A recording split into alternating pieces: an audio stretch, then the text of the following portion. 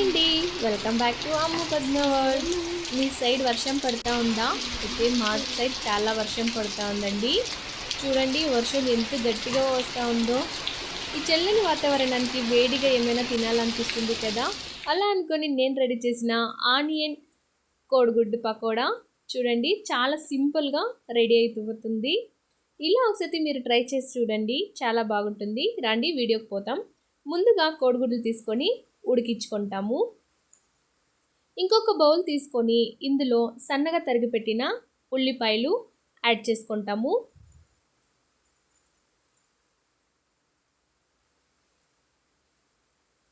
కొంచెంగా పచ్చిమిర్చి యాడ్ చేసుకుంటాము. ఇక్కడ చూడండి, నేను ఇక్కడ మునుగు కూరకు యాడ్ చేసుకుంటా ఉండా. మీకు వద్దంటే స్కిప్ చేసేయండి. మునుగు కూరకు యాడ్ చేసుకుంటే చాలా టేస్టీగా ఉంటుందండి. నేను సన్నగా కట్ చేసి యాడ్ చేసుకుంటా ఉన్నాను. ఇందులోనే కొంచెంగా కరివేపాకు కట్ చేసి యాడ్ చేసుకుంటా ఉన్నాను. రుచికి సరిపడంత ఉప్పు యాడ్ చేసుకోండి. 1 కప్పు శనగపిండి యాడ్ చేసుకుంటా ఉండా. కారానికి తగినంత కారం పొడి యాడ్ చేసుకుంటాము.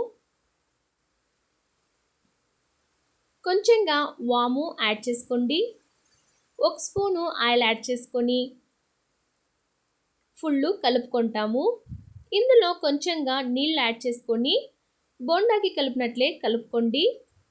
ఇక్కడ చూడండి, ఉడికిచ్చిన కోడిగుడ్లని 4 భాగాలుగా కట్ చేసుకుంటాము. ఇప్పుడు ఆయిల్ వేడెక్కినవ్వండి.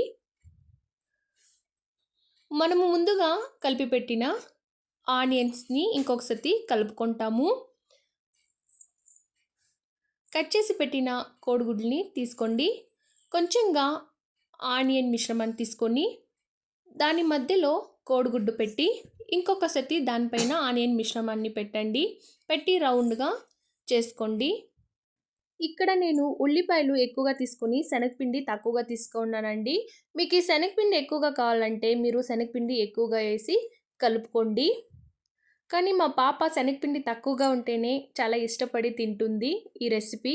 అందుకనే నేను ఇలా తయారు చేసుకున్నాను. ఇలానే అన్ని కోడిగుడ్లని కలిపి పెట్టుకుంటామండి. చూడండి, ఆయిల్ బాగా వేడెక్కింది. పకోడా ఆయిల్ యాడ్ చేస్తాము. ఒక్కొక్కటి నిదానంగా యాడ్ చేసుకోండి.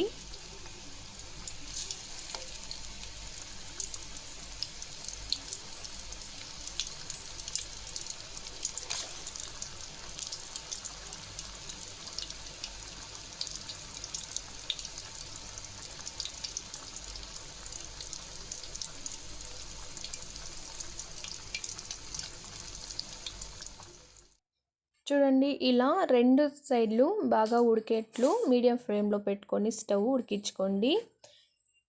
ఇలా బ్రౌన్ కలర్ వస్తే రెడీ అయినట్లండి. దీన్ని ఇప్పుడు సర్వ్ చేసుకుంటాము. చూడండి, వేడి వేడిగా మన ఈవినింగ్ స్నాక్స్ రెడీ అయినట్లే. ఇలా ఒకసారి మీ పిల్లలకి రెడీ చేసి ఇవ్వండి, చాలా బాగుంటుంది.